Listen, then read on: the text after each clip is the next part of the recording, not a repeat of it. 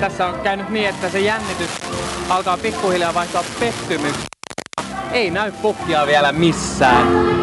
Tosin satapäin iloisia tonttuja vilistää täällä ja mulla on vieressäni tässä Miska ja Veikka. Miska, mitä sä luulet, että tuleeko se pukki vielä? Joo.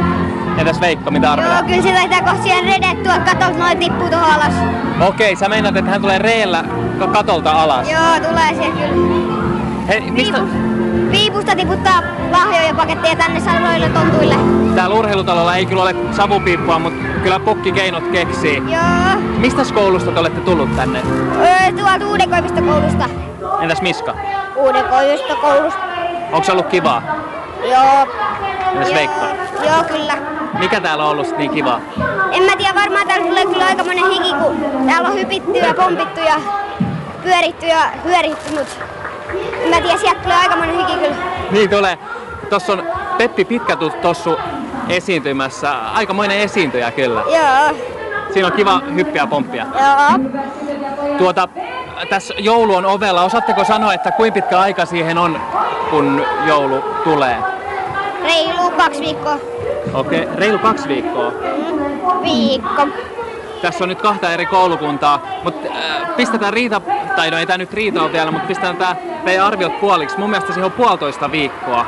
Olisiko 90 päivää, kun se joulu tulee? Oletteko olleet kilttinä? En mä tiedä. Varmaan. Veikka ei ole ihan varma, entäs Miska? On mä. Onko näkynyt tonttuja ikkunan takana? Ei oo vielä näkynyt. Et kai ne kohta ilmestyy. Harmi, kun ei oo. Niin, mä annan kyllä sellaisen neuvon, että tietysti koko vuotena tarvii olla kiltti, mutta viimeistään tässä vaiheessa, kun ne tontut on aktiivisina siellä ikkunan takana, niin täytyy muistaa olla kilttinä. Onko lahjatoiveita? En nyt oo vielä kirjoittanut pukille kirjettä, mutta ei oo tullut nyt mieleen mitä ois. Ehkä se pukki sit keksii jotain. Entäs Miskalla? On mulle. No?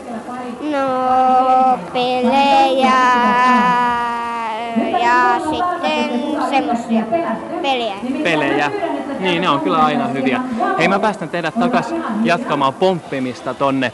Kiitos paljon Veikka ja Miska. Tässä vieressä on pari tonttua myös kauppakamarista, nuorkauppakamarista. Ella Marttila ja Lauri Valtonen. Mites on teidän laita? Oletteko muistaneet olla kilttejä? Tämä tuli vähän yllättäen, mutta joo, kyllä. Ilman muuta. Ella on ollut kiltti, entäs Lauri? Uskaltaisin väittää, että ainakin pääsääntöisesti on tänä vuonna tullut oltua kiltisti. Luulenpa, että tonttujen havaintojärjestelmään kirjataan aika plusmerkkistä raporttia ainakin tästä lasten hyväntekeväisyysjoulujuhlasta.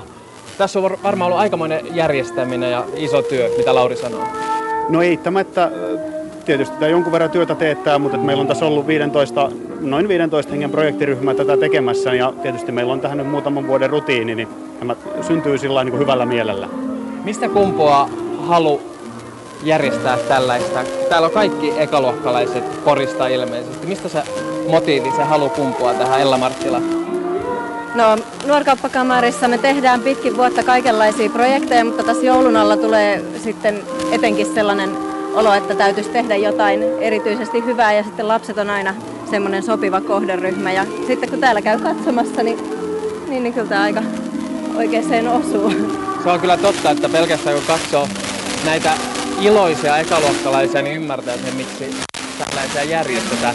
Tämä on myös hyväntekeväisyysjuhla. Mikä tästä mistä se hyväntekeväisyysaspekti tulee, Lauri Valtonen? Se tulee hyvinkin pitkälti siitä, että niin kuin vapaaehtoistyöllä halutaan tuottaa tällainen iloinen tilaisuus porilaisille ekaluokkalaisille. Niin kuin näkyy, niin siinä on palkkio tästä tehdystä työstä noilla 700 hymyilevillä kasvoilla. Että mitään rahankeruuta tässä ei, tai muutakaan vastaavaa ei kuitenkaan järjestetä. Ei, tällä ei ole tarkoitus pitää yllä meidän talouttamme. Tässä ihmeteltiin, että mahtaako se pukki tulla lainkaan. Millainen fiilis teillä, että saapuuko tänne juhlaan? Ella? No kyllä tässä kun ollaan kuulosteltu, mitä tuolla takakulmissa puhutaan, niin kyllä se pukki tulon päällä on, mutta hiukan viivästyksiä matkaa. Mutta onneksi täällä on näitä kavereita paikalla viihdyttämässä lapsia sillä aikaa, kun pukkia vielä odotellaan. Niin, täällä on kyllä aikamoinen ohjelma. Mitäs kaikkea täällä urheilutalolla nyt tapahtuu? No tosiaan Peppi Pitkätossu käväsi tuossa äsken tanssittamassa ja pomputtamassa lapsia ja nytten lavalla on Svenska Samskolanin Lucia Kulkuen ja vielä S-pelaajakin odotetaan tänne vieraaksi tämän iltapäivän aikana. Ai jaa, vois kuvitella, että aika toivottuja vieraita, jos on S-pelaajia ja joulupukkikin. Ketäs sieltä S:stä on oikein tulossa ja mitä he täällä tekee? Mitä sanoo Lauri Valtonen? Nyt täytyy sanoa, että pidetään tämä vielä yllätyksenä, mutta tämmöinen niin kantava linjahan tässä on se, että kaikki pukin punannuttuiset apulaiset huolitaan paikalla. näin se varmasti on.